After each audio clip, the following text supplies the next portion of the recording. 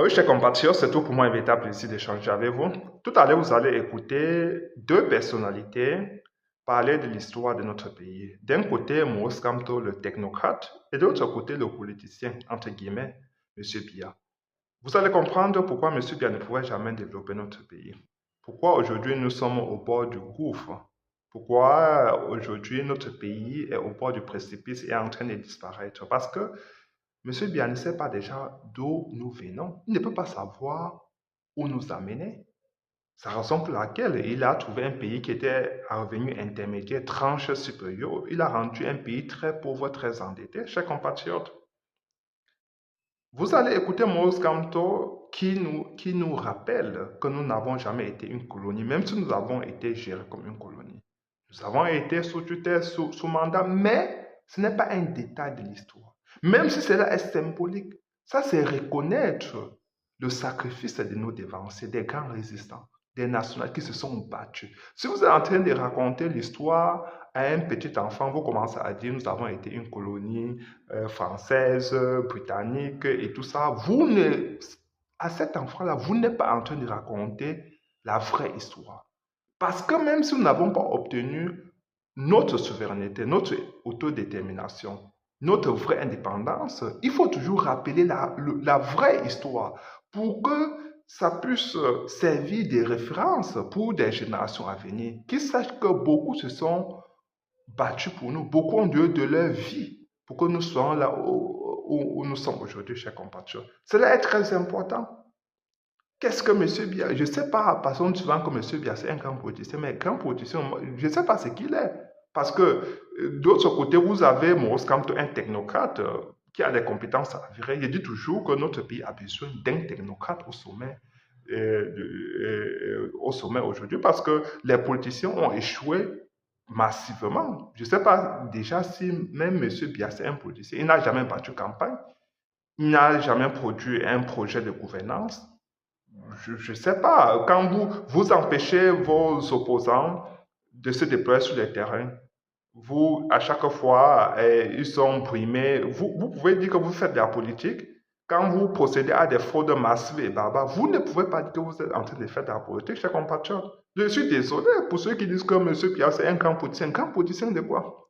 Vous arrêtez les opposants, vous les jetez en prison. Quand les opposants veulent faire des meetings, vous les empêchez. Et vous dites que vous faites de la politique. C'est quelle politique? Vous avez l'arme en main, alors vous faites peur à tout le monde.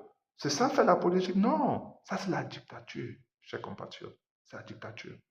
Alors, pour rentrer dans le sujet, nous avons intérêt aujourd'hui d'avoir un Maurice Kamto au sommet de notre pays. Non seulement celui qui va rétablir notre vraie histoire, mais surtout qui va mettre notre pays sur les rails. En 43 ans de pouvoir, regardez un peu ce qui se passe. Monsieur Biya a appauvri le peuple camerounais, qui jusqu'au point où même sa subsistance est menacée. Je vais dire que regardez un peu John Fundi. Ce n'était pas un opposant farouche, mais pour finir, il a cédé. Et M. Biya, à un moment donné, a même envoyé sa femme en Europe pour se faire soigner parce que John Fundi n'avait pas les sous pour le faire. Donc, vous comprenez que dans une dictature, ce sont des petits éléments qui prouvent à suffisance que vous ne pouvez pas être un vrai opposant dans une dictature si vous n'avez pas de boulot, si vous n'avez pas de travail. C'est la raison pour laquelle je dis toujours à ceux qui veulent faire la politique dans une dictature, allez d'abord travailler, ayez d'abord un métier. Mettez de l'argent à côté parce qu'il faut avoir les moyens de sa politique dans une dictature. Regardez tous ceux qui font partie du MS aujourd'hui, tous les avocats, ils ne parviennent plus à avoir des dossiers. Je veux dire, ils ne gèrent plus rien du tout parce que leurs clients leur disent toujours qu'au tribunal, nous allons perdre parce que les juges étant corrompus, la justice étant aux ordres, nous ne pouvons jamais obtenir gain de cause.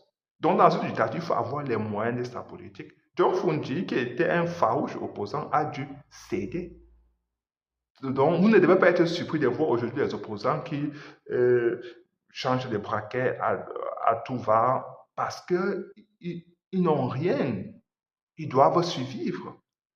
Parce qu'une dictature par essence, doit appauvrir le peuple au point où même sa vie, au point où sa vie même, au survie est menacée. Et aujourd'hui, la vie du peuple camerounais est menacée. Tout le monde, regardez les Camerounais aujourd'hui. Pour bien peu, les Camerounais se laissent acheter. Et la France, tous les jours, se pose la question de savoir, mais qu'est-ce que Moïse Kamto fait? Depuis 2018 et 2020, ils cherchent à acheter Moïse Kamto, mais ils n'y réussissent pas. Et on lui fait des propositions de postes de postes ministériels. On dit que il y aura beaucoup de tes partisans qui vont faire partie du nouveau gouvernement. Moïse Kamto refuse. Et les Français, M. Biya, ils sont tous surpris. Ils disent que, mais qui est cet homme-ci qui ne cède à rien? On propose des mallettes d'argent, des gros montants d'argent. Moïse Kamto ne cède pas, il ne capitule pas. Il dit, je vais rester debout. Il n'y aura, il dit, et il le répète toujours, il le martèle. C'est seul le peuple camerounais qui décidera du changement qui s'opérera au Cameroun. C'est ça qu'il dit. Moïse Kamto n'est pas prêt à céder pour bien peu. Et même si on lui donnait tout l'argent du monde, c'est grand, mais très peu par rapport à la cause noble qu'il porte, chers compatriotes, qui est celle de la libération de notre pays. Imaginez-vous un temps soit peu que nous soyons libres du joug dictatorial et du joug colonial en même temps. Ça, c'est ce que Moïse Kamto veut mettre en place.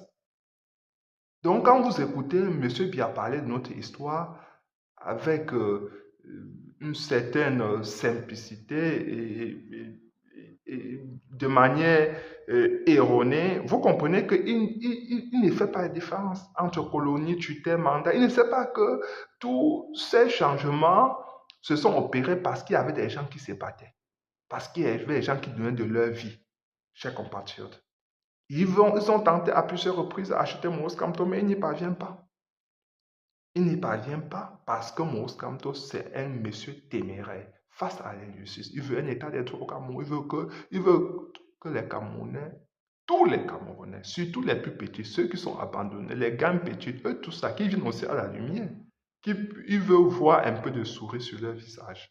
Il dit toujours, si vous n'aimez pas les gens, ne faites pas la politique. Je vous laisse à présent écouter Moïse Kamto et M. Biya. Et derrière, nous allons commenter un tout petit peu. À tout à l'heure, chers compatriotes. L'histoire de mon pays, Monsieur le Président, est compliquée. Nous avons été d'abord colonie allemande, ensuite, après la Première Guerre mondiale, l'Allemagne a perdu ses colonies et celles-ci ont été partagées entre la Grande-Bretagne et la France. Et mon pays a été divisé. Une partie était sous colonisation britannique, l'autre sous colonisation française. Non, vous n'avez pas été une colonie de qui que ce soit. Vous avez été protectorat allemand. Même si après on a voulu faire une distinction entre le protectorat de droit international et le protectorat de droit interne, en nous faisant croire que nous étions sous le régime du droit allemand. Mais nous étions protectorat, c'était des accords, des traités signés. Ça s'appelait des traités. Quand Nachtigal signe le dernier traité le 12 juillet 1884 à Douala, c'est un traité. Nous n'avons pas été une colonie. Et à partir de 1916, lorsque l'Allemagne perd la guerre, il y a un condominium franco-britannique qui s'installe pendant une courte période pour qu'à partir de 1922, nous soyons un territoire sous mandat. Donc nous n'avons jamais été une colonie. Puis à partir de 1945-46, un territoire sous tutelle. Donc nous n'avons jamais été une colonie. Il faudrait donc qu'on repositionne nos relations en se souvenant de cela. Et que les Camerounais eux-mêmes aient la conscience de ce que le nationalisme camerounais n'est pas un artifice. Il est profond dans l'histoire de notre pays. Quand Mangabel envoie des émissaires au sud, Gossodine, rencontrer Martin-Paul Samba, pour dire j'ai une cause. Face aux Allemands qui arrachent nos terres, on doit faire cause commune pour se battre. C'est là que commence à naître la nation camerounaise. C'est ça que je voudrais que mes jeunes compatriotes, à qui on n'a pas enseigné cela, ça que je voudrais qu'ils sachent. Et que c'est dans cette dynamique, toute cette trajectoire que s'est bâti notre pays, en passant par les nationalistes des années 1948 jusqu'au dernier exécuté le 15 janvier 1971, Ernest Wandia Bafoussam. C'est ça l'histoire du Cameroun. Il faut s'inscrire donc dans cette continuité. C'est ça que je voudrais que nous continuions à faire. Et que ceux qui viennent diviser artificiellement les Camerounais ne trouveront jamais au MRC, encore moins auprès de Camto, un quelconque soutien. Chers compatriotes, après avoir écouté Moscamto et M. Biya, je pense que c'est clair. Vous avez compris qui est du bon côté de l'histoire, qui comprend notre histoire, qui est dans le réel. Et de l'autre côté, vous avez quelqu'un qui est complètement hors sol. Il a passé 43 ans à ignorer notre histoire. D'ailleurs, il a toujours qualifié de nationalistes des maquisards. C'est la raison pour laquelle j'insiste chaque fois que Moscamto est la seule personne qui peut nous faire sortir des faux accords militaires, monétaires et économiques qui ont été signés entre le Cameroun et la France. Nous devons nous appuyer sur un homme comme lui, parce qu'il comprend ces accords, les subtilités de ces accords. Et il est un panafricain, un nationaliste dans le sang et dans l'âme, chers compatriotes. Voilà une opportunité unique que nous avons pour nous libérer du joug colonial et du joug dictatorial à la fois, les deux à la fois. Voilà les enjeux colossaux des élections présidentielles de 2025. Nous ne devons pas contempler l'idée de manquer le coche cette fois-ci. Nous avons Maurice Kamto qui porte un projet de construction nationale. Chers compatriotes, sensibilisons nos frères et sœurs pour qu'ils s'inscrivent massivement sur le territoire et de voter massivement le Maurice Kamto et de se mobiliser massivement à défendre leur vote. Nous devons défendre notre vote, chers compatriotes. C'est une chance unique. Nous n'aurons plus jamais une opportunité de cette ampleur. Nous libérer et avoir un homme comme Maurice Kamto qui a une vision panafricain, nationaliste, qui veut non seulement libérer le Cameroun du joug colonial, du joug dictatorial, mais en même temps libérer toute l'Afrique centrale. Parce que c'est quand l'Afrique centrale se libérera que nous pourrions dire, ok, peut-être sur cette base, nous pourrions avoir une monnaie commune. Et c'est en ce moment-là que vous allez voir que notre économie pourra être florissante. Nous allons booster notre volume d'échange, nous allons avancer ensemble, chers compatriotes, avoir une armée commune, peut-être une armée panafricaine pour protéger nos frontières. Oui, le vrai panafricanisme scientifique, panafricanisme technologique, panafricanisme artistique, panafricanisme économique, politique. C'est là qu'il s'agit, pas autre chose. Appuyons-nous sur cet homme comme Maurice Kamto. Partagez massivement cette vidéo, chers compatriotes, et surtout abonnez-vous. Là, je pense que c'est clair. Nous avons aujourd'hui besoin d'un technocrate au sommet de notre pays. Pas quelqu'un qui va jouer à des mamailles ou bien à des jeux politiciens pour nous perdre et pour appauvrir davantage le peuple camerounais. Nous voulons quelqu'un qui sait de quoi il parle et quelqu'un qui a des solutions aux problèmes ponctuels dont nous faisons face depuis 43 ans. Nous voulons nous développer, sortir du sous-développement. Nous avons intérêt à nous appuyer sur quelqu'un qui sait de quoi il parle. Quelqu'un qui a des compétences avérées. Ce n'est pas du bavardage, c'est quelqu'un qui a fait des choses, on a vu. Il a géré des grands dossiers impliquant le Cameroun, impliquant plusieurs pays africains, et nous avons vu les résultats, chers compatriotes. Appuyons-nous sur cet homme-là. Sa carrière professionnelle parle pour lui.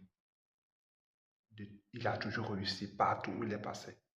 Il a pris le MRC qui était un petit parti. Regardez aujourd'hui où il est aujourd'hui. Un parti mastodonte. Regardez aujourd'hui, il s'est déployé sur le terrain. Il n'était pas connu du grand public. Aujourd'hui, tous les Camerounais le connaissent.